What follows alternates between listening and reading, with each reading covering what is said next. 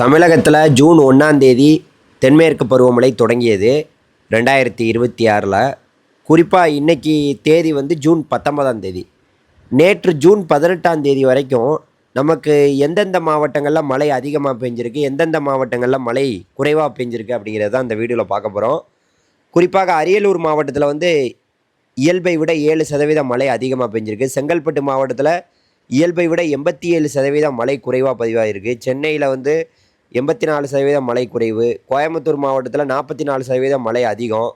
அதே போல் கடலூர் மாவட்டத்தில் 58% அதிகம். தருமபுரி மாவட்டத்தில் 115% அதிகம். திண்டுக்கல் மாவட்டத்தில் 5% குறைவு.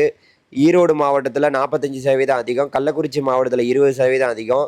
காஞ்சிபுரம் மாவட்டத்தில் 41% குறைவு. கன்னியாகுமரி மாவட்டத்தில் 108% அதிகம். காரைக்காலில் 96% குறைவு. கரூரில் 22% குறைவு. கிருஷ்ணகிரியில் 55% அதிகம். மதுரையில் வந்து பார்த்திங்கன்னா 54% அதிகம். மயிலாடுதுறையில் வந்து 11% குறைவு. நாகப்பட்டினத்தில் வந்து 23% குறைவு. நாமக்கல்லில் 16% குறைவு. நீலகிரியில் 25% வந்து பார்த்திங்கன்னா மழை வந்து குறைவாக பதிவாயிருக்கு. இப்போ நான் சொல்கிறது எல்லாமே ஜூன் 1ஆம் தேதியிலேருந்து ஜூன் 18ஆம் தேதி வரைக்கும் தென்மேற்கு பருவமழை காலகட்டத்தில் நமக்கு பெய்ய வேண்டிய மழையை விட சில மாவட்டங்களில் மழை அதிகமாக பதிவாயிருக்கு, சில மாவட்டங்களில் மழை குறைவாக பதிவாயிருக்குங்கிறத இந்த நேரத்தில் நான் உங்களுக்கு தெளிவுபடுத்த விரும்புகிறேன். அதனால் நமக்கு வானிலை என்பது ஒவ்வொரு நாளுமே மாறிக்கிட்டு இருக்கு.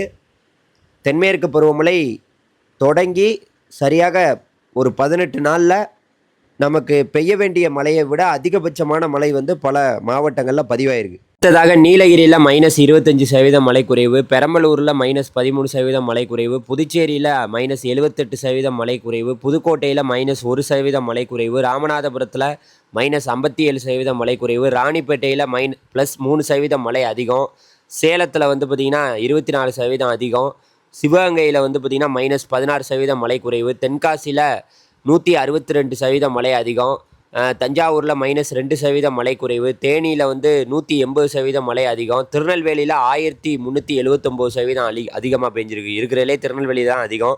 திருப்பத்தூரில் -22% குறைவு, திருப்பூரில் 3% அதிகம், திருவள்ளூரில் 43% குறைவு, திருவண்ணாமலையில் 18% குறைவு, திருவாரூரில் 40% குறைவு, அதே போல் தூத்துக்குடியில் 58% குறைவு, திருச்சிராப்பள்ளியில் 4% அதிகம், வேலூரில் 12% குறைவு, விழுப்புரத்தில் 9% குறைவு, விருதுநகரில் 14% மழை அதிகம்.